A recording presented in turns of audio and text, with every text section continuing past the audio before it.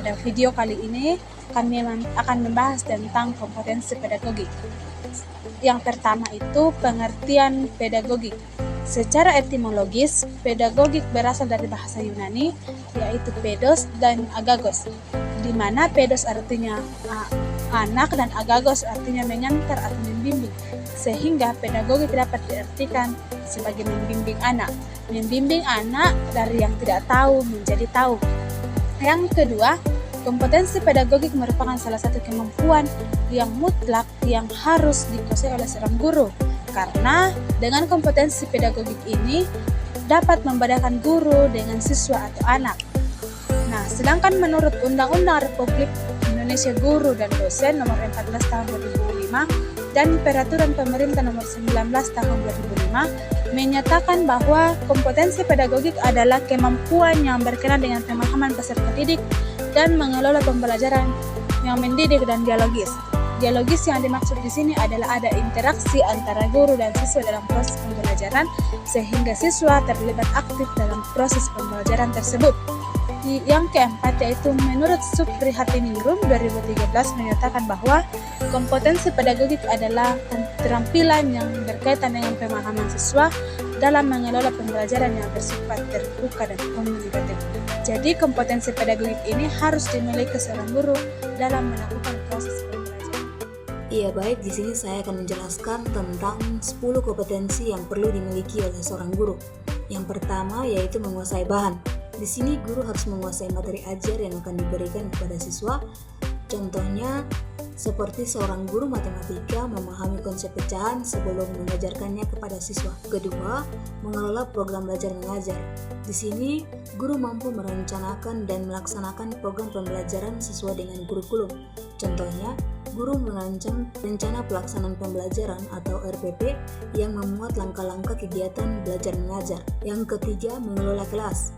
Di sini, guru mengatur suasana kelas agar kondusif untuk belajar, serta menggunakan teknik tertentu agar siswa tidak bosan. Keempat, menggunakan media atau sumber belajar. Di sini, guru menggunakan alat bantu atau media agar pembelajaran lebih menarik dan efektif. Contohnya, guru menggunakan video animasi saat menjelaskan proses fotosintesis agar siswa lebih mudah untuk memahami. Yang kelima, menguasai landasan pendidikan. Di sini, guru memahami dasar-dasar teori pendidikan yang mendukung proses pembelajaran. Contohnya, guru memahami teori pengembangan kognitif dari Piaget dan menggunakan pendekatan yang sesuai untuk usia siswa. Keenam, mengelola interaksi belajar mengajar. Di sini, guru mengelola interaksi positif guru dan siswa serta siswa itu sendiri. Contohnya, guru mengajak siswa berdiskusi dalam kelompok kecil untuk mengerjakan tugas sehingga semua siswa dapat terlibat dalam pembelajaran tersebut. Yang ketujuh, menilai presentasi belajar. Di sini, guru melakukan evaluasi terhadap hasil belajar siswa. Contohnya, setelah ujian, guru memberikan nilai dan umpan balik atas pekerjaan siswa, serta perbaikan bagi yang belum mencapai standar. 8. Mengenal fungsi dan layanan bimbingan penyuluhan. Di sini, guru mengenal layanan bimbingan konseling untuk membantu siswa mengatasi masalah yang terjadi. Contohnya, guru merujuk siswa yang mengalami kesulitan belajar kepada guru BK untuk mendapatkan bimbingan tambahan. Yang ke-9, mengenal dan menyelenggarakan administrasi sekolah. Memahami dan melaksanakan tugas administrasi yang berkaitan dengan kegiatan sekolah. Contohnya, guru mengisi daftar hadir siswa setiap hari dan menyimpan catatan perkembangan siswa. Yang ke-10, memahami dan menafsirkan hasil penelitian. Di sini, guru mampu memahami hasil penelitian pendidikan dan mengaplikasikannya dalam pembelajaran. Contohnya, guru membaca penelitian tentang efektivitas pembelajaran berbasis proyek dan menerapkannya dalam kelas untuk meningkatkan keterampilan berpikir kritis siswa. Bagian C, prinsip dasar pembelajaran pedagogik. Yang pertama itu persiapan untuk belajar. Maksud di sini pencapaian peserta didik ditentukan oleh kesiapan pendidik baik secara fisik maupun mental. Yang kedua itu participation atau peran serta. Proses belajar dapat terjadi apabila peserta didik yang aktif baik secara fisik maupun mental. Oleh sebab itu, kondisi ruang kelas peserta didik diatur agar memberikan keleluasan dalam proses pembelajaran. Yang ketiga, application atau penerapan. Yang dimaksud di sini proses pembelajaran akan lebih mudah jika peserta memiliki relevansinya dapat diaplikasikan di lapangan.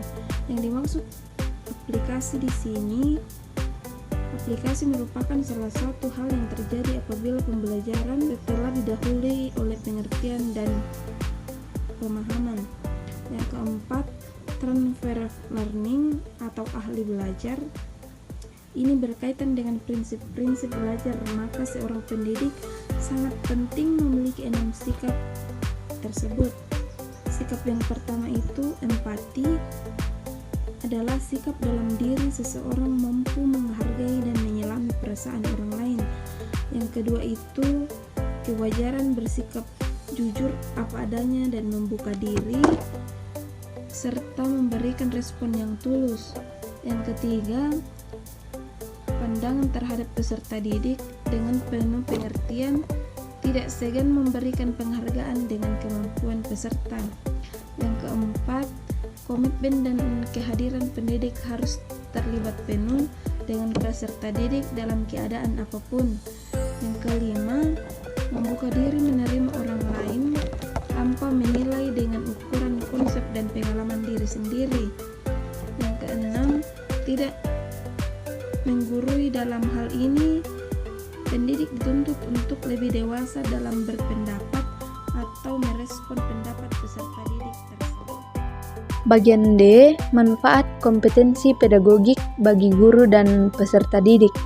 Yang pertama, bagi guru, agar dapat memahami peserta didik dengan memanfaatkan prinsip-prinsip perkembangan kognitif peserta didik dan memahami perkembangan peserta didik serta merefleksikan dalam pembelajaran agar guru mampu merancang strategi pembelajaran yang sesuai dengan kompetensi.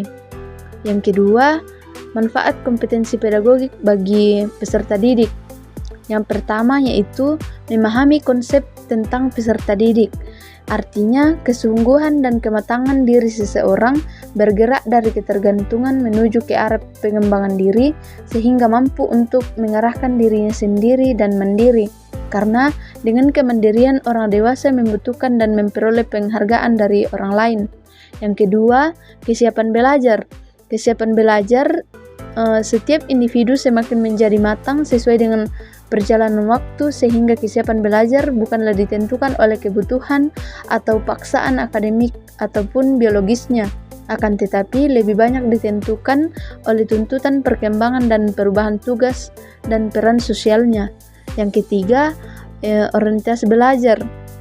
Orientasi proses belajar peserta didik sudah ditentukan dan diatur yang berpusat pada Menteri Pembelajaran.